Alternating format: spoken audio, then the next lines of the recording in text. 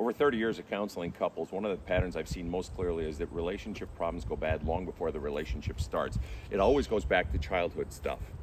But what's fascinating is regarding the two people themselves, it very often has gone bad before the marriage or before the commitment to each other, or it has gone bad at the birth of the first child. But they don't see it. When we're at the 5-year mark, 7-year, 10-year, 20-year mark, and they're coming to me considering divorce and they're wanting to sort out the problems, what I have to do is I have to ascertain where, when, and why that relationship went bad. And as we drill down further and further and further, what we discover is very often it has gone bad at the birth of the first child. Very solid, loving, wonderful, fun relationships often go bad when that first child is born because the equation changes. The equation for attention, affection, approval, energy, time changes because now there's a third player in the equation. And what very often happens is one person doubles down on the child and starts taking what was devoted to the relationship, now gives it all or mostly to the child. And then one person is left feeling stiffed. And yet what's fascinating is both partners are still meeting childhood needs or playing out childhood themes. The one who's investing more and more and more into the child, and more into a child is not always good, all right?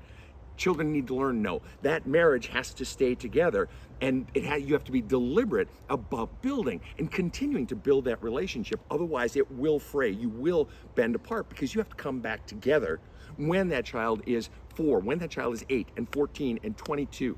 Why? Because that's the foundation of that family. It's not the child. The child is not the foundation. The child is not equipped to be a foundation of anything.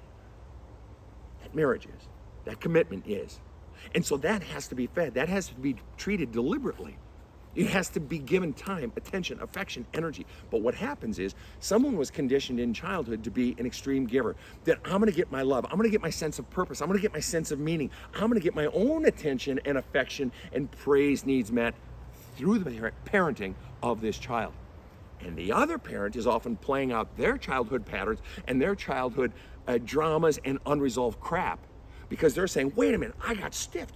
Where's all the attention and affection and praise and love that I used to be getting? And this person's like, screw this. And now the bitterness begins. Now the tension begins. And it starts out small and it feels like just normal marriage problems or what they say. This is just relationship problems. But it's not.